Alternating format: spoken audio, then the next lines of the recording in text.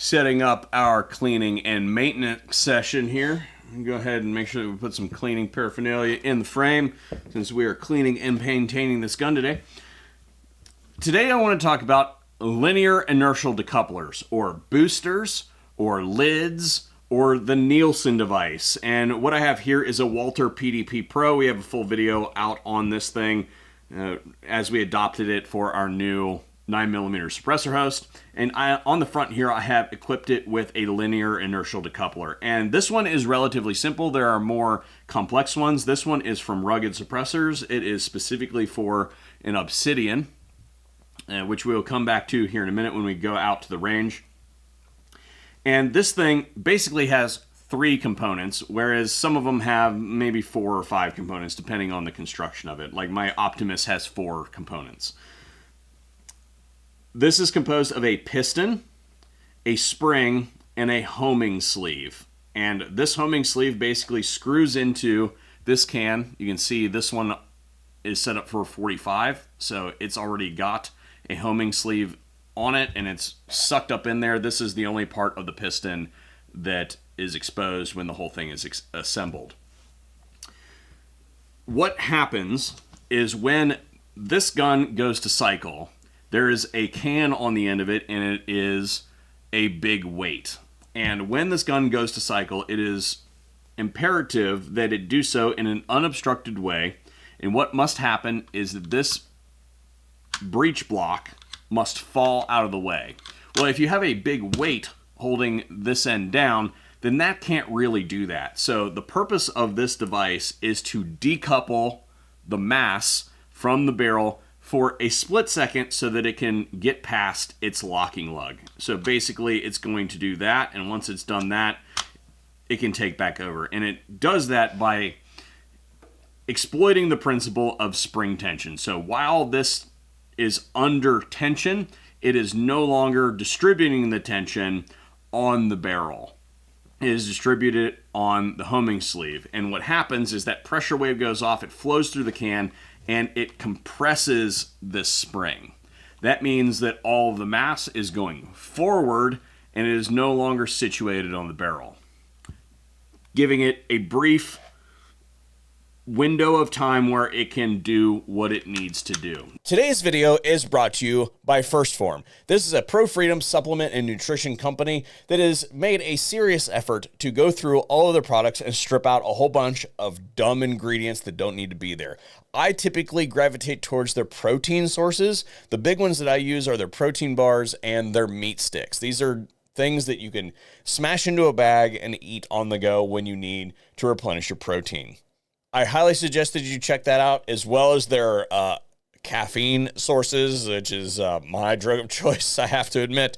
And I have a link and a QR code that I'll throw up on screen for those of you who go over there and check out their wares. It tells them that I sent you, and it helps out the channel. So thank you very much to First Form for making today's video possible. Now, depending on your gun, you may not need that. But in most instances, when you're talking about most pistols today operate off of some kind of tilting breech action. Notable exceptions, for instance, would be like the PPK or the High Point. The High Point uses a pinned fixed barrel, and if you will draw your attention right here to the breech block, you will see that it does not tilt, it does not do anything. It is pinned to the frame, and the slide moves around it. And this gun over here, this gun, the slide moves and the barrel moves in relative orientation. Now that does a couple things, including efficiency and loading and all that sort of stuff. The next cartridge, the barrel actually tilts down, decreasing the angle of attack on the round that's coming in to the magazine. That means that we don't have to have such extreme angles on our magazines and things like that, and we can basically make the gun more compact. So there are reasons that that is a preferable design, and to accommodate that, we use a linear inertial decoupler. Boys and girls, I made a critical error. I forgot my mic adapter. So hopefully the audio is okay. The wind's dying down a little bit, so hopefully it doesn't clip out too bad and it's not unwatchable. If not, we don't have to redo this whole thing. Gunfire as well. We'll see what happens. We are shooting suppressed today, so hopefully it's not too bad.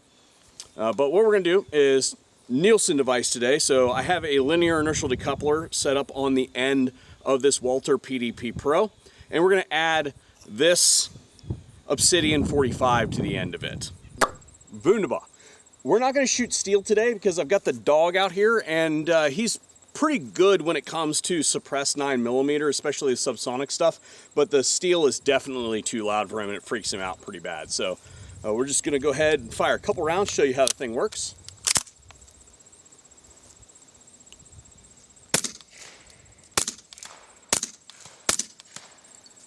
Okay. And now I'm going to disable the Nielsen device. Well, Kurt, I want to use this can on a rifle or something like that. Can I just take the can with the lid installed in it and throw it on the rifle? Depends, actually, is the answer.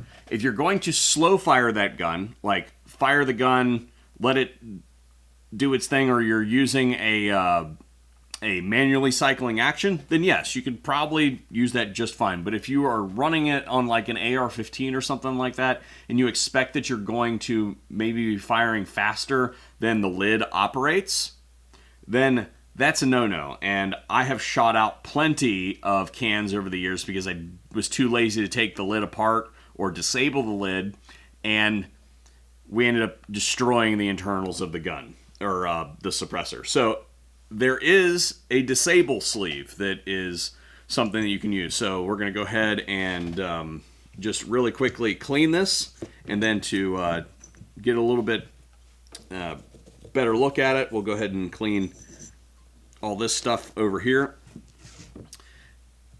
3 components. Instead of the spring, we now have this piston on this with a sleeve on it, and then this sits right in there, right like that. And when this is tensioned down, that piston can no longer move. He's found a really big stick. Is that your stick? He'll probably go into frame here in a minute. Now I've disabled the Nielsen device, and all this is just a sleeve that slides over the piston that keeps it from operating. All right, same thing, here we go. A little bit more subsonic. And we do not expect this to operate.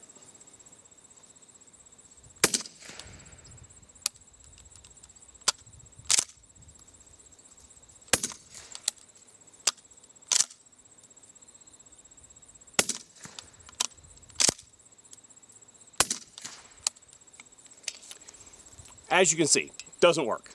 Now, interestingly, not all semi-automatic handguns require a Nielsen device to operate. What I have here is a high point JHP in 45 ACP, and you can see that I've still got the Nielsen device, or linear inertial decoupler, disabled. Now, I'm gonna have to put the dog up for this because 45 ACP is just a little bit too loud for him, even suppressed, and he will lose his mind. I've gone ahead and turned him in, and I'll let him loose after we film this segment. Go ahead and ear up real quick.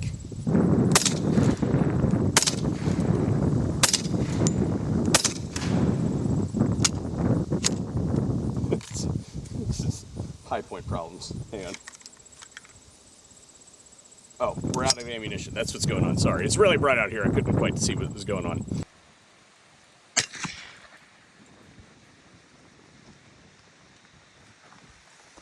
Hey, buddy, it's okay.